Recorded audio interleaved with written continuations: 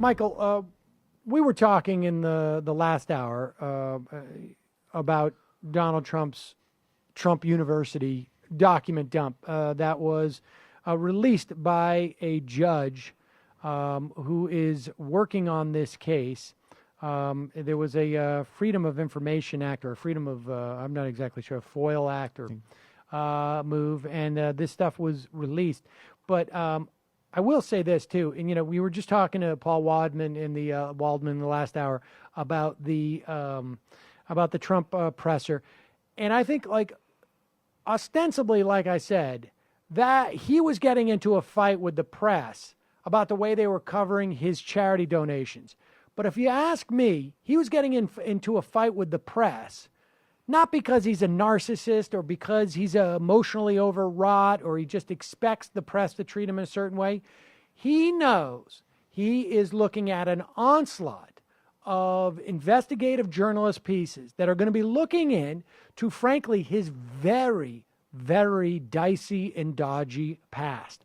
This is a guy who has reputedly had relationships with reputed organized crime figures. This is a guy whose entire real estate business was built upon not just that $1 million loan from his daddy, but his daddy's co-signature on every single deal he did at the beginning. And by that, I don't mean just a co-signature. Look, Donald Trump could have left his name off of every single one of those deals. They all wanted his daddy's signature. This guy is not a self-made man by any stretch. He doesn't want that out there. He's even if it's a question about his weave.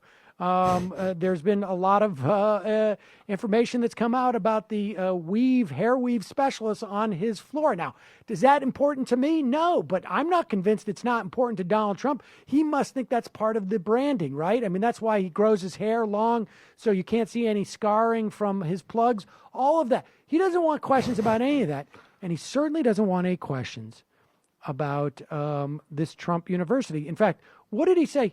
When he was talking about the judge, yes, he gave the judge his name. The judge has a Latino name, and he said, "I don't know what his background is, but I think it's Mexican." But that's not important. Yeah, not that there's anything wrong with that. Yes, he's playing and the same race game that he's played the whole time. And I have to say, there's just a couple of important points here, though. I mean, the first, I want to just underscore again what you said about how Trump is playing the press, because I think, there's a lot of people who, for very understandable reasons, they get focused on how much they sort of personally hate this guy, which is completely understandable, but they kind of miss the forest for the trees to some extent. There's to sort of really recognize the games he's playing, and I think you're exactly right. The second point is I think it's also important to use Donald Trump as a mechanism through which to really hang around the entire Republican Party. And we've said many times that the xenophobia, the white nationalism, he's just more blatant about it, but that's Republican politics. And I was, when I read through the Trump University stuff, to me, I said, okay, this is a microcosm of Republican economics. Right. It's a fraud perpetuated on vulnerable people who are sold get-rich-quick schemes where there is real money to be made for the top-end earners, or in this case, this morally unhinged trust fund baby who's pocketing their money to make. And to me, I would say, Trump U is Paul Ryan's budget as a private enterprise. And I think we need to really, sort of recognize what's actually happening. As Marco Rubio would say, he knows exactly what he's doing. And then also really not only just attack him, but make the party of which he is the standard bearer of. Everybody needs to remember that. This isn't some aberration. He is the leader of the Republican Party, and appropriately so. Let's put a pin in that, because I want to talk about what Donald Trump has been reportedly telling folks like Paul Ryan, what he's been reportedly telling big Republican donors. Now, we all know that Donald Trump is self-funding his campaign, but he's doing so apparently by taking big corporate donations and big donors from millionaires and billionaires. Right. Even still, but let's get back to this Trump University, because you make the good point. I mean, there's this. Oh, and here's the real point. Trump University, right? This is supposed to be, now, to people who are skeptical of Donald Trump, we hear that and it just sounds like a joke. But for a lot of people out there, they don't know any of this stuff about Donald Trump. They see him as just, he's this guy with the TV show. They must have given it to him for a reason, whatnot. Mm-hmm. Trump University, it is ostensibly, you're getting an education and you're learning a skill set. And you're doing so at a time where people have been absolutely, utterly either about to be destroyed in the financial crisis or have certainly begun to see their fortunes change in terms of like the rash of foreclosures that are all going through 2005, 2006, 2007.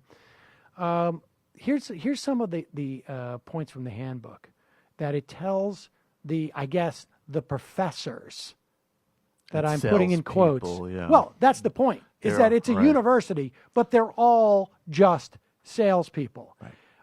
Collect personalized information that you can utilize during closing time. For example, are they a single parent of 3 children that may need money for food?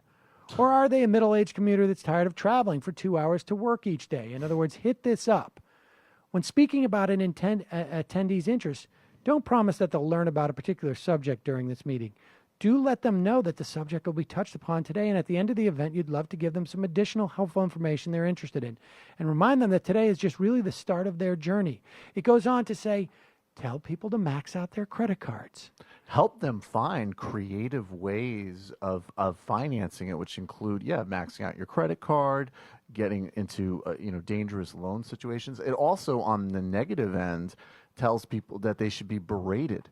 You haven't reached your financial goals yet because there's something wrong with you, and you need to take responsibility and fix yourself. Again, I can't help but notice another parallel between this scam and the whole Republican ideology.